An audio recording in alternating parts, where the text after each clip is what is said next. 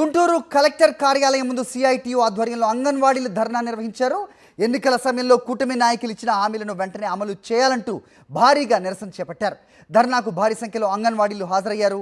అంగన్వాడీల కనీస వేతనం 26,000 రూపాయలు ఇవ్వాలంటూ వాళ్ళంతా డిమాండ్ చేస్తున్నారు. అంగన్వాడీలకు టీఏ డిఏలతో పాటు సంక్షేమ పథకాలు ఇవ్వాలని వారంతా డిమాండ్ చేస్తున్నారు. వేతనంతో కూడిన మెడికల్ లీవ్లు ఇవ్వాలని అంతా కోరుతున్నారు.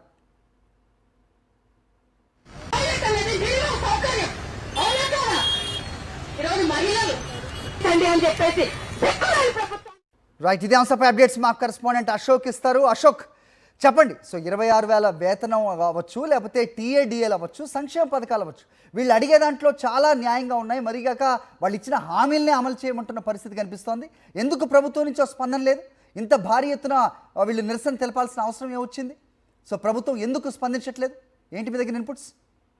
అది మనం ఇప్పుడు గుంటూరు కలెక్టర్ కార్యాలయం ముందు ఉన్నాం. కలెక్టర్ కార్యాలయం ముందు ఒకసారి చూస్తే సిఐటి ఆధ్వర్యంలో అంగన్వాడీలు పెద్ద ఎత్తున తరలి వచ్చారు. ఖచ్చితంగా ఎన్నికల ముందు కూటమి నాయకులు ఏవైతే హామీలు ఇచ్చారో వాటన్నిటినీ అమలు చేయాలని డిమాండ్ చేస్తున్నారు. అయితే ఇప్పటికే అనేక సార్లు రోడ్డెక్కారు, తమ డిమాండ్లు పరిష్కరించమని ఆందోళన చేశారు. కానీ ఇప్పటి వరకు కూటమి ప్రభుత్వం ఒక్క హామీ కూడా నెరవేర్చలేదు. మనతో నాయకులు ఉన్నారు, వారిని అడిగి తెలుసుకున్నాం. ఏంటి ప్రధానంగా డిమాండ్స్ ఏంటి? ఈ ప్రభుత్వం మంచి ప్రభుత్వం అని ప్రభుత్వం చెప్పుకుంటుంది, ఒక్క హామీ అయినా నెరవేర్చారా? కూటమి ప్రభుత్వం అధికారంలోకి వచ్చే ముందు అంగన్వాడీలకి జీతాలు పెంచుతాము అని చెప్పేసి, మీ సమస్యలు పరిష్కరిస్తాము అని చెప్పేసి హామీ ఇచ్చారు. 100 రోజులు మాది మంచి పాలన అని చెప్పేసి సంబరాలు చేసుకున్నారు. మరి మా అంగన్వాడీలు మాత్రం ఎటువంటి సంబరాలు అనేది లేదు మా కుటుంబాల్లో. ఎందుకంటే ప్రధానంగా ఈరోజు ధరలు విపరీతంగా పెరిగిపోయినాయి. టమాటో కిలో 50 రూపాయలు ఉంది. ఈరోజు ఉల్లిపాయ కానీ నిత్యావసర సరుకుల ధరలన్నీ పెరిగిపోయినాయి. గ్యాస్ 900 రూపాయలు పెట్టి కొనాల్సినటువంటి పరిస్థితి. కానీ మా జీతాలు మాత్రం ఆయాలకి 7,000 రూపాయలు, వర్కర్కి ఈరోజు 11,500 రూపాయలు. మరి ఏ రకంగా మా కుటుంబాలు బ్రతకగలవు అనేసి మేము అడుగుతున్నాము. కాబట్టి ప్రధానంగా వేతనాలు పెంచాలి అని చెప్పేసి మేము కోరుతున్నాము. కనీస వేతనం 26,000 రూపాయలు ఉంటే తప్ప ఒక కుటుంబం బ్రతకలేదనేసి అనేక సర్వేలు చెప్తున్నాయి, ప్రభుత్వాలే చెప్తున్నాయి, కేంద్ర రాష్ట్ర ప్రభుత్వాలు. కానీ ఎందుకు అమలు చేయట్లేదు అని చెప్పేసి మేము ఈ రోజు ఈ ప్రభుత్వాన్ని అడగదలుచుకున్నాం. మీరు ఇచ్చినటువంటి హామీయే మాకు ఎన్నికల కంటే ముందు మీరు అంగన్వాడీలకి వేతనాలు పెంచుతానని హామీ ఇచ్చారు. ఆ హామీని ఇప్పుడు నిలబెట్టుకోండి అని చెప్పేసి మేము ఈ రాష్ట్ర ప్రభుత్వాన్ని అడగడం కోసం, ఈ కూటమి ప్రభుత్వాన్ని అడగడం కోసమే ఈరోజు రాష్ట్ర వ్యాప్తంగా అంగన్వాడీలందరూ కూడా సిఐటియు, ఏఐటీసీ, ఐఎఫ్టియు సంఘాల ఆధ్వర్యంలో అన్ని జిల్లా కలెక్టర్ ఆఫీసుల ముందు ధర్నా చేస్తున్నాం. మేము ఈ రోజు గుంటూరు కలెక్టర్ ఆఫీస్ ముందు ఈ ధర్నా కార్యక్రమం ద్వారా ముఖ్యమంత్రి గారిని వేతనాలు పెంచమని అడగదలుచుకున్నాం. మొత్తం ఎన్ని హామీలు ఇచ్చారు, ఎన్ని హామీలు నెరవేర్చారు?